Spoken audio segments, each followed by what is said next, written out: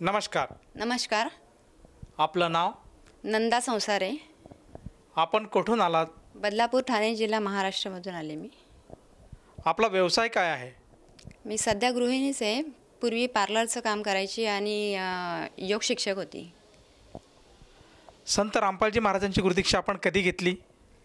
संत रामपालजी महाराजांची गुरुदीक्षा मी 12 डिसेंबर 2021 साली घेतली. संत रामपालजी महाराजांची गुरुदीक्षा घेण्या अगोदर आपण व आपला परिवार कोणती भक्ती साधना करत होतात? संत रामपालजी महाराजांची गुरुदीक्षा घेण्याच्या आधी मी गणपती, अनिरुद्ध बापू यांची भक्ती करायची आणि दत्तगुरूंची भक्ती करायची. म्हणजे मी बौद्ध असल्यामुळे आमच्या समाजात ते मानत नाहीत, पण माझी अशी परिस्थिती जराशी थोडीशी खालाकीची असल्यामुळे मी परमात्म्याच्या शोधात होती. इतर भक्ती मला आवडायची, म्हणजे करायला असं वाटायचं की कुठून तरी काहीतरी मिळेल की आपण नाही का या दुःखातून बाहेर पडू, असं मला वाटायचं. म्हणून मी जे सांगतील लोक त्याची भक्ती करायची, नामजाप करायची. ते जसं तुम्ही सांगितलं की आपण बौद्ध समाजातून आला आहात आणि तरीसुद्धा आपण हिंदू देवांची, देवी देवतांची भक्ती साधना, उपास, व्रतवैकल्य आपण करत होतात. तर मला हे विचारायचं आहे की भगवान गौतम बुद्ध यांनी जे ज्ञान दिलं, त्यांनी जी काही भक्ती साधना सांगितली आणि हिंदू धर्मामध्ये जी प्रचलित भक्ती साधना आहे त्यामध्ये काय साम्यता किंवा काही फरक आहे का त्याच्यामध्ये? हो, आहे ना. म्हणजे बुद्धाने सांगितलं की कर्मानुसार फळ मिळतात. मग मला वाटायचं की कर्मानुसार जर फळ आहे आणि जर इतर देवी देवता आपल्याला काहीच म्हणजे कर्म आपले जे आहेत, प्रारब्ध आहेत, ते दूर करू शकत नाही, तर मग भक्ती करायची कशाला? म्हणून मी परत मग विहारात जायला लागली. तिथल्या मग 22 प्रतिज्ञा, पंचशील पाळणे. मग मी थोडी नास्तिकतेकडे वळाली, नास्तिक झाली आणि ती भक्ती पहिली होती ती लाभ न झाल्यामुळे सोडून दिली आणि मग बुद्धांचंच फक्त आचरण करायला लागली.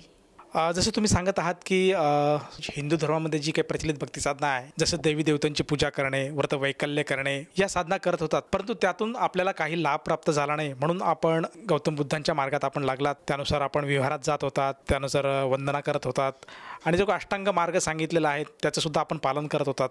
तर मग संत रामपालजी महाराजांचा मार्ग आपल्याला कसा कळाला आणि आपण त्यांच्याकडनं भक्तिविधी का घेतली? माझे मिस्टर आहेत, त्यांनी प्रथम ज्ञानगंगा पुस्तक त्यांना मिळालं, त्यांनी ते वाचलेलं. त्यांना हळूहळू भक्ती कळत गेली. यात मर्यादा असल्यामुळे ते नाम घेत नव्हते, पण त्यांना बीपीचा वगैरे असा त्रास सुरू झाल्यामुळे त्यांनी कोरोनामध्ये ऑनलाईन दीक्षा घेतली. काही कारणास्तव ते नाशिकला असतात आणि आम्ही बदलापूरला आईकडे असतो. तर त्यांनी मग हळूहळू माझ्या मुलाला ती भक्ती सांगितली. पण जेव्हा मुलांनी मला सांगितलं की असं असं आहे, काल ब्रह्म विष्णू महेश्वरचे मातापिता आहेत, दुर्गेचा पती आहे वगैरे, तर तेव्हा मला वाटायला लागलं की मुलगा वेडा झाला का काय? म्हणजे असं कधी ऐकलं नव्हतं ना ही भक्ती. आणि काल ब्रह्म वगैरे असं ऐकल्यावर मला भीती वाटायला लागली की म्हणजे मुलगा हातातून गेला असं वाटायला लागलं आणि भीती वाटायला लागली की आता काय होणार. तो रडून रडून सांगायचा की मम्मी हे खरं आहे, हीच भक्ती खरी. तेव्हा मी ठरवलं की या भक्तीचा आपणच अभ्यास करायचा आणि समजून घ्यायचं. आणि मी त्याप्रमाणे मग ज्ञानगंगा मागवली, ती वाचली, सत्संग बघायला लागली आणि त्यातून मला समजलं जे नियम होते तेच एवढं आकर्षित करून गेले मला की ही भक्ती खरी आहे, मला समजलं. जसं तुम्ही सांगत आहात की संत रामपालजी महाराजांचं ज्ञानगंगा हे पुस्तक आपण अध्ययन केलं आणि संत रामपालजी महाराजांच्या सत्संगातसुद्धा गेलेत आणि आता आपण नियमांचा उल्लेख केलात. तर असं काय संत रामपालजी महाराजांचं ज्ञान आहे की जे ज्ञान तुम्हाला इतकं आवडलं की तुम्ही जे पारंपरिक जी भक्तिविधी करत होतात त्याचप्रमाणे तुम्ही बुद्धांनासुद्धा आचरण करत होतात, तर ह्या सगळ्या पलीकडे जाऊन आपण संत रामपालजी महाराजांचा मार्ग का स्वीकारला? म्हणजे लोक देवाचं उपास तपास करतात, सगळं व्रत वैकल्य करतात, पण घाणेरडं आचरण सोडत नाही. व्यभिचार करतात, खोटं बोलतात, मटण मच्छी खातात. पण हे नियम बघितल्यामुळे मला इतके आवडले की मला कळालं की ही भक्तीच खरी आहे. म्हणून मला ही भक्ती म्हणजे आवडली आणि मी त्याचा अभ्यास करत गेली. म्हणजे अशा तऱ्हेने मी नामदीक्षा घेतली. माझा मुलगा आणि मी एकाच दिवशी नामदीक्षा घेतली. मुलांनी लॉकडाऊनमध्ये 2 वर्ष खूप ज्ञान संपादन केलं, वाचन केलं. तो 8वीपासून ते ज्ञान म्हणजे वाचत होता वडिलांनी सांगितल्यामुळे.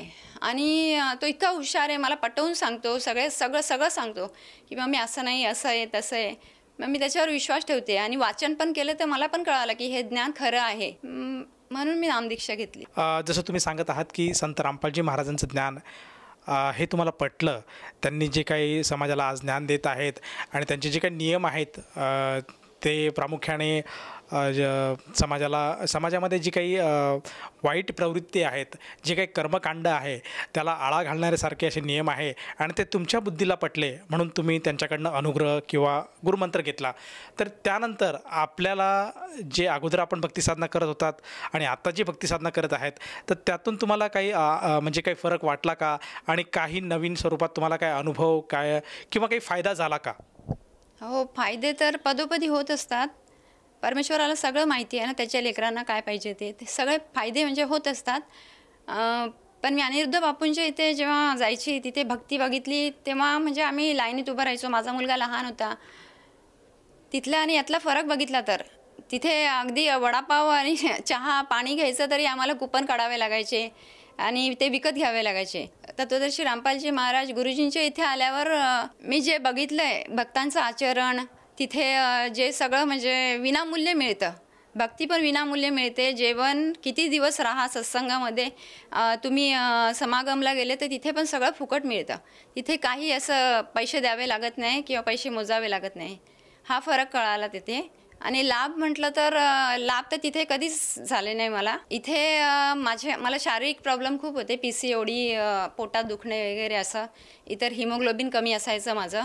ते लाभ आता मला होत चाललेत. म्हणजे जेव्हा जेव्हा मी मंत्र जाप करते तेव्हा तेव्हा मला ते चांगलं वाटतं. आणि गुरुदीक्षा घेतल्या जेव्हा गुरुजींकडनं गुरुदीक्षा घेतली तेव्हा इतकं शरीर हलकं वाटलं की असं वाटलं की नाही का सगळे रोग निघून गेलेत आपले. माझा मुलगा भक्तीच जास्त करतो, त्याला ती खूप आवड आहे भक्तीची. म्हणून 10वीचा अभ्यास असा म्हणजे डायरेक्ट ऑनलाईन परीक्षा झाली त्यांची 2 वर्ष लॉकडाऊन असल्यामुळे. तर मला स्वप्न पडायचे की 66% मिळाले, त्याला 66% मिळाले. तो खूप हुशार असल्यामुळे माझी अपेक्षा जास्त होती त्याच्याकडनं. पण त्याला क्लास बीस नव्हते किंवा इतर काही नव्हतं. ऑनलाईन क्लास मला वाटलं की अभ्यास नाही होणार म्हणून मी एवढे पैसे नाही मोजले. कारण माझी परिस्थिती काही एवढी हे नाही की मी 20,000 किंवा 50,000 असेच घालू. म्हणून मी त्याला क्लास लावला होता. तर मला स्वप्न पडायचे 66% पडले. गुरुजींनी अजून 6% वाढून दिले आणि त्याला 72% पडले. हा लाभ झाला. आणि एकदा मी झोपली असताना आमच्या बाजूला गुरुजींचे फोटो आहेत. तेव्हा आता आम्ही मटण मच्छी सोडल्यामुळे, म्हणजे इतर वेळेस पण आम्ही खात नव्हतो, पण मटण मच्छी सोडल्यामुळे मला स्वप्न पडायचे ते की मटण खाते वगैरे.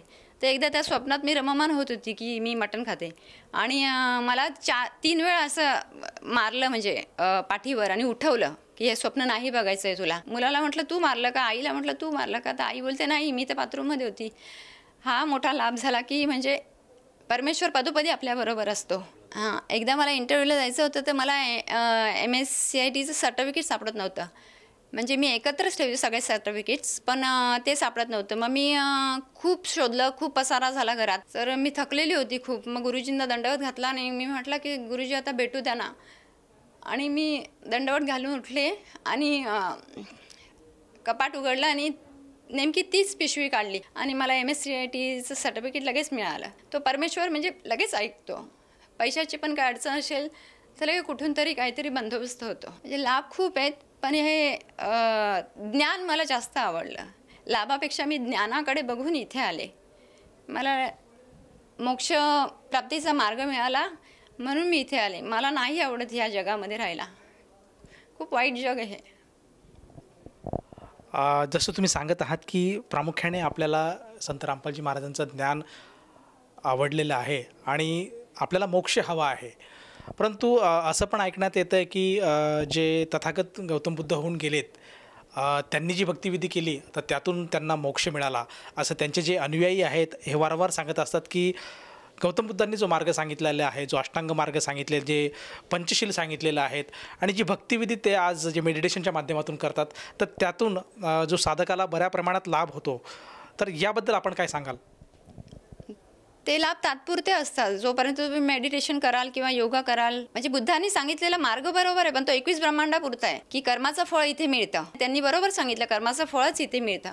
पण खरी जेव्हा परमेश्वर प्राप्ती होते तेव्हाच तो लाभ मिळतो. आणि भगवान बुद्धांनी तटस्थ भूमिका म्हणजे राहायला सांगितलं की दुःख पण मानू नका, सुख पण मानू नका, कर्म करत राहा चांगले, तुम्हाला फळ प्राप्ती होईल असं त्यांनी सांगितलंय. पण ह्या कबीर परमेश्वरांच्या भक्तीमध्ये असं सांगितलं आहे की तुमचे भोग हे खरा परमेश्वर कमी करतो. आणि ह्या भक्तीत असं सांगितलं की भोग हे भोगावेच लागतात, कर्मानुसार आपल्याला भोग हे भोगावेच लागतात.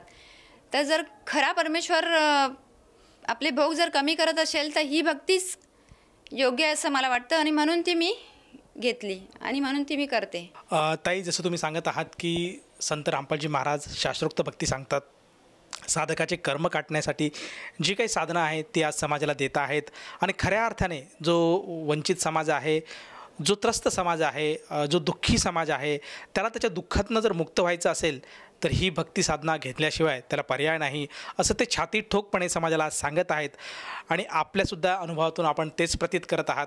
तर अशा या अनुभवातून आपल्या जर एखाद्या साधकाला संत रामपालजी महाराजांशी जुडायचं असेल, किंवा जे आज समाज जो भक्तिमार्गापासून वंचित आहेत त्याला खरा भक्तिमार्ग काय आहे तो कळत नाही, त्याचप्रमाणे दुःखी आहे, पीडित आहेत, आपल्या संकटांपासून तो व्यथित आहेत, तर अशा सर्व समाजाला, या सर्वांना उद्देशून आपण काय संदेश द्याल?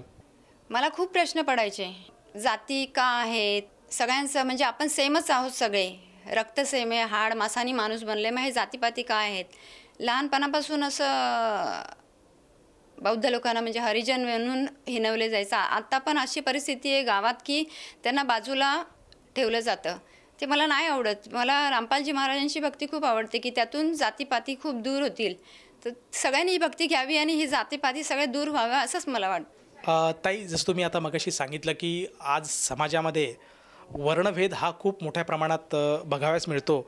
जरी आंबेडकरांनी यासाठी कायदा केला, परंतु तरीसुद्धा समाजामध्ये अशी एक मानसिकता आहे की वर्णभेद हा पाळलाच जातो. बऱ्याच राज्यामध्ये आज जे काही वंचित समाज आहे, जे काही हरिजन म्हणून त्यांना संबोधलं जातं, त्यांच्याकडे एक समाजाचा बघण्याचा दृष्टिकोन हा वेगळा आहे. आणि तेथे काही ना काही प्रमाणात तरी आजसुद्धा वर्णभेद पाळला जातो आणि त्यांना एक वेगळी वागणूक आज समाजामध्ये बघाव्यास मिळते. तर या वागणुकीपलीकडे मला एक विचारायचं की संत रामपालजी महाराजांचे जे शिष्य आहेत किंवा त्यांचा जो आश्रम आहे किंवा त्यांची जी सिस्टम आहे त्याच्यामध्ये सुद्धा अशाच प्रकारे भेदभाव किंवा वर्तणूक अशी होते का? नाही, इथे श्रीमंत गरीब म्हणजे उच्च जातीचे किंवा खालच्या जातीचे असं काहीच भेदभाव नाही. श्रीमंत असेल त्यांनी त्याच म्हणजे ओळीत जेवायला बसतात ज्या ओळीत गरीब बसतो. उच्च जातीचे त्याच ओळीत बसतात ज्या ओळीत खालच्या जातीचा बसतो. इथे जातपात मानत नाहीत. म्हणून ही भक्ती मला आवडली. म्हणून मला असं वाटतं की सगळ्यांनी रामपालजी महाराजांची दीक्षा घेऊन हे जातीभेद नष्ट केला पाहिजे. जातीपातींमुळे खूप जणांचे जीव जातात. आज गावातून अजूनसुद्धा मी कधी कधी क्लिप बघते तर बायकांवर बलात्कार होतात या जातीपातीच्या याच्यातून. त्यांना पाणी दिलं जात नाही, गावाच्या बाहेर ठेवलं जातं. मंदिरात जाणं वगैरे म्हणजे बाबासाहेबांनी केलेच सगळ्यांसाठी मंदिरं खुलं, पण तरी जातीभेद आहे असं मला वाटतं. पदोपदी जाणवतं ते बऱ्याच ठिकाणी. तोंडावर म्हणजे बोलत नाहीत लोक, पण कळतं की हे मानतायत बाबा जातीपाती, नाही का असं. पण इथे जेव्हा मी येते सत्संगामध्ये समागममध्ये जाते तेव्हा सगळे गुण्यागोविंदांनी नांदतात. असं नाही बोलत की तू ह्या जातीचा किंवा मी ह्या जातीची, असं म्हणजे मानव धर्मच इथे मानला जातो. म्हणून मी सगळ्यांना आवाहन करते की ह्या भक्तीचा तुम्ही अभ्यास करा, तुम्ही ज्ञानगंगा वाचा, हे ज्ञान समजून घ्या, म्हणजे जातीपाती दूर होतील. सरकार जे करू शकलं नाही ते रामपालजी महाराजांनी हाती घेतलं आहे. हे जातीपाती दूर झालं पाहिजे. परत व्यसनमुक्तीसाठी हुंडाबळी, आजकाल हुंडाबळी म्हणजे मुलींचे एवढे हुंड्यासाठी बळी घेतले जातात, ते दूर केले गुरुजींनी. इथे 17 मिनिटात रमैनी होते, म्हणजे तिथे काहीच हुंडा द्यावा लागत नाही, घ्यावा लागत नाही, द्यावा लागत नाही, म्हणजे संस्कारात अडकायचं नाही असं गुरुजी सांगतात. आणि 17 मिनिटात लग्न होतात. श्रीमंत मुली असतात त्यांचे लग्न बघून गरीब मुलींना वाटतं की आमचं पण असं लग्न व्हावं. तर असं नाही वाटलं पाहिजे. इक्वल सगळं झालं पाहिजे. असं भक्ती असो, इतर व्यवहार असो दैनंदिन, ते सेम झाले पाहिजेत. उच्च नीच हा भेदच राहिला नाही पाहिजे. इथे जातीभेदच नाही आहे. म्हणून मला भक्ती आवडते आणि मी सगळ्यांना तेच आव्हान करते की तुम्ही पण ही भक्ती जाणून घ्या. म्हणजे मी सगळ्यांना हात जोडून विनंती करते की ज्ञानगंगा पुस्तक एकदा तरी वाचा. ज्ञानगंगा पुस्तक वाचाल तरच वाचाल असं मला वाटतंय. ताई, जसं तुम्ही सांगत आहात की संत रामपालजी महाराजांचा जो मार्ग आहे हा मुळातच समाजामधील जी काही तिढी आहे, जो काही विषमता आहे ती मिटवण्यासाठी अतिशय उत्कृष्ट असा मार्ग आहे आणि आजच्या घडीला संत रामपालजी महाराज समाज प्रबोधनाचं कार्यसुद्धा करत आहेत.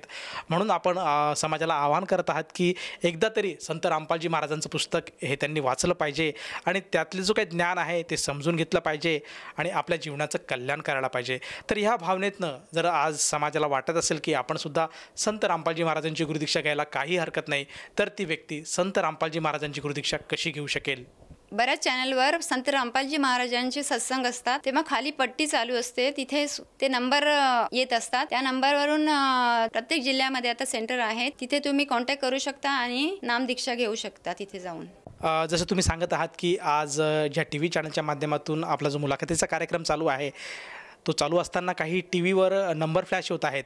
त्या नंबरवर जर साधकाने संपर्क साधला तर त्याला अगदी आपल्या जवळच्या नामदान केंद्राची माहिती मिळेल आणि तेथे जाऊन ती व्यक्ती संत रामपालजी महाराजांशी जोडू शकेल, त्यांच्याकडनं गुरुमंत्र घेऊन आपल्या आयुष्याचं कल्याण करू शकेल. मला हे विचारायचं आहे की ह्या भक्तिविधीसाठी, या मंत्रांसाठी त्या साधकाला किती पैसे मोजावे लागतात? नाही, काहीच मोजावे लागत नाहीत पैसे. ही नामदीक्षा निशुल्क आहे. उलट नामदीक्षा घेतल्यावर तिथे आपल्याला गुरुजींचा फोटो भेटतो, पुस्तक भेटतं, त्याचे पण म्हणजे आपल्याला पैसे द्यावे नाही लागत. नामदीक्षा फुकट मिळते, त्याचा सगळ्यांनी लाभ घ्यावा असं मला वाटते. धन्यवाद. धन्यवाद सत्साहेब. संपूर्ण विश्वामध्ये 500 पेक्षा जास्त नामदीक्षा केंद्र आहेत, जिथे निशुल्क नामदीक्षा दिली जाते. निशुल्क नामदीक्षा प्राप्त करण्यासाठी आणि अधिक माहितीसाठी संपर्क करा 7030303951 7030303952. अद्वितीय आध्यात्मिक ज्ञान वाचण्यासाठी, पाहण्यासाठी आणि ऐकण्यासाठी संत रामपालजी महाराज ॲप अवश्य डाउनलोड करा किंवा आमची वेबसाईट www.jagatgururampalji.org वर विजिट करा. आम्हाला सोशल मीडियावर फॉलो करा. सर्व पवित्र धर्मांच्या पवित्र शास्त्रांवर आधारित प्रमाणित अनमोल पुस्तक ज्ञानगंगा किंवा जगण्याचा मार्ग यापैकी कोणतेही एक पुस्तक निशुल्क मागवण्यासाठी आपण आम्हाला आपले पूर्ण नाव, पूर्ण पत्ता, पिनकोड आणि फोन नंबरसह लिहून 7030303951 किंवा 7030303952 या नंबरवर SMS करू शकता किंवा 7030303950 या नंबरवर व्हॉट्सअप देखील करू शकता.